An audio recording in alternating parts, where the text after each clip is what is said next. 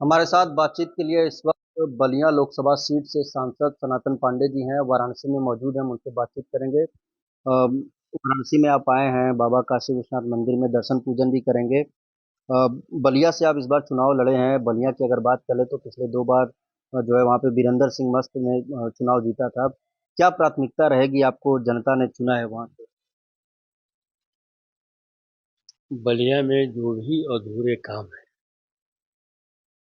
उस सबको पूरा कराना। स्वास्थ्य के क्षेत्र में बलिया को स्थायित्व प्रदान करना। शिक्षा के क्षेत्र में जननायक उप प्रधानमंत्री चंद्रशेखर जी के नाम पर समाजवादी पार्टी के कार्यकाल में एक विश्वविद्यालय दिया गया था। आज तक जो है हम लोग विपक्ष में है। 7 साल भारतीय जनता पार्टी की सरकार को हो गया और उसने जो है आज तक जो है हमारे यहाँ के विश्वविद्यालय पूरा नहीं। जननायक चंद्रशेखर जी के नाम पर ही स्पोर्ट्स कॉलेज दिया गया था, समाजवादी पार्टी की सरकार थी। वो भी 7 सालों में उस पर कोई एक ईंट नहीं रखी गई। समाजवादी पार्टी की सरकार में घाघरा पर 2 बड़े ब्रिज और गंगा पर 2 बड़े ब्रिज दिए गए थे। आज तक जो है वो आज भी अधूरे पड़े हुए हैं। 7 साल में कोई भी सरकार का काम नहीं दिखाई दिया बलिया में, और न 10 साल में जो भारतीय जनता पार्टी का कोई काम बलिया में दिखाई दिया। उत्तर प्रदेश में अब उपचुनाव भी होने वाले हैं, उसको लेकर के बीजेपी जो है दावा कर रही है कि इस बार हम क्लीन स्वीप जो है उत्तर प्रदेश में करने जा रहे हैं। उपचुनाव को लेकर खासतौर पे जो अखिलेश यादव की करहल जो सीट है, उसको लेकर के भी तमाम जो बीजेपी के नेता हैं वो दावा कर रहे हैं कि इस बार करहल भी हम जीतेंगे। बिल्कुल, इस बार जो है उपचुनाव में भाजपा का सफाया हो जाएगा और 10 की 10 सीट हम जीतेंगे। बीजेपी दावा कर रही है कि हम जीतेंगे अब करहल। हम अपनी बात कर रहे हैं। अच्छा, कांग्रेस कांग्रेस भी उपचुनाव में साथ हम रहेगी, क्या हम हम उनको भी सीटें हम मिलेंगी? गठबंधन के साथ हैं और हमारा गठबंधन का हिस्सा कांग्रेस है। उनको भी सम्मान दिया जाएगा। हाथरस की इतनी बड़ी घटना हुई, उसमें 125 से ज्यादा लोग जो है मर गए। उसके बाद कई जो घायल हैं आज भी अस्पतालों में हैं। बाबा की गिरफ्तारी को लेकर के लगातार जो है मांग किया जा रहा है, लेकिन अभी तक पुलिस अगर कोई आप कार्रवाई नहीं आप कर रही। भी लोकतंत्र के चौथे स्तंभ है, आपको भी अगर पूर्वानुमान हुआ होता तो आप भी कुछ किए होते। घटनाएं सुनियोजित नहीं होती। इसको इसी से एक्सीडेंट कहा गया है, जो किसी को परिभाषित नहीं किया जा सकता है। जो कार्यक्रम के आयोजक थे, जो वहाँ के प्रशासन के लोग थे, ये जिम्मेदारी उनकी बनती है। और उसकी निष्पक्ष जांच तभी हो पाएगी कि उस समय के तत्कालिक थानाध्यक्ष,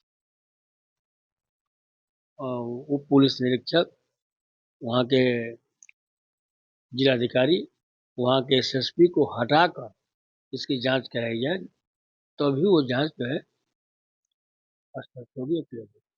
अ, अजय राय की अगर बात कर ले तो जिस तरीके से अजय राय का जब बयान आया था, राहुल गांधी का जब हिंदुत्व को लेकर के बयान आया था, उनके अजय राय के घर पे जो बीजेपी के कुछ लोग थे, जैसा कि अजय राय का कहना था कि उनके घर पहुंचे थे, उन्होंने सुरक्षा की तो गुहार भी लगाई थी। मैंने तो बताया ही कि राहुल गांधी जी जो प्रतिपक्ष के नेता है, उन्होंने भाजपा के हिंदुत्व की बात किया था। देश के हिंदू की बात नहीं। उन्होंने खुद कहा कि मैं भी हिंदू हूँ।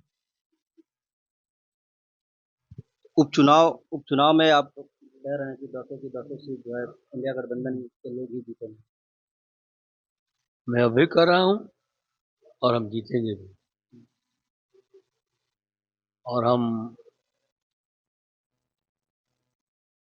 जो हमारे प्रतिपक्ष के आवाज है, ये जनता की आवाज बन के उभरी है। और एक आखिरी सवाल, जिस तरीके से आत्महत्या की घटनाएं बढ़ती जा रही हैं, अभी कल की अगर बात कर ले तो कल वाराणसी में एक जो है एमबीए किया हुआ लड़का जो था वो नौकरी कर रहा था, उसकी नौकरी चली गई थी, उसके बाद उन्होंने आत्महत्या कर लिया। और आत्महत्या की खबर लगते ही उसकी वाइफ भी छत से कूदकर आत्महत्या कर ली, जिसको लेकर के सपा सुप्रीमो अखिलेश यादव आपके नेता ने खुद ट्वीट किया था कि जिस तरीके से उत्तर प्रदेश में महंगाई और बेरोजगारी अधिक होती जा रही है, उसकी वजह से जो लोग हैं वो आत्महत्या के लिए मजबूर हो रहे हैं। बिल्कुल हमारे राष्ट्रीय अध्यक्ष आदरणीय अखिलेश यादव जी ने सही कहा है। उत्तर प्रदेश में लगातार किसानों की मौत, नौजवानों की मौत, ये सारा का सारा जो है इसीलिए हो रहा है कि किसानों को अपने फसलों के उचित मूल्य नहीं प्राप्त होता है, तो किसान परेशान है, वो कर्ज में डूबता जा रहा है।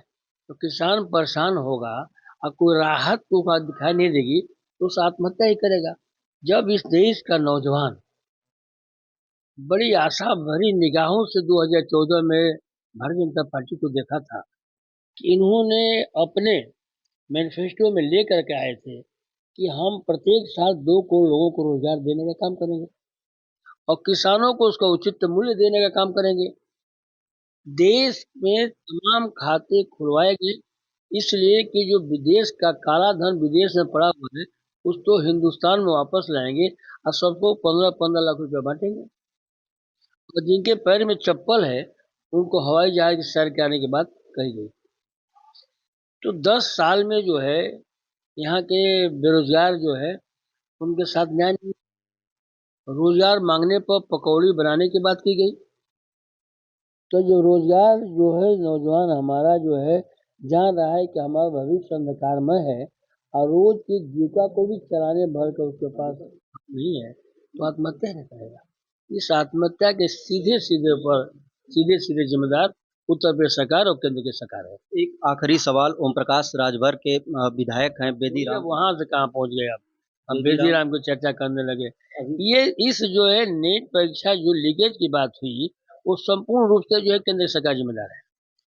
बहुत शुक्रिया बातचीत के लिए। तो ये हमारे साथ बातचीत के लिए ये थे बलिया सीट से सांसद सनातन पांडे जी, जिन्होंने तमाम मुद्दों पर बेबाकी से अपनी बातों को रखा।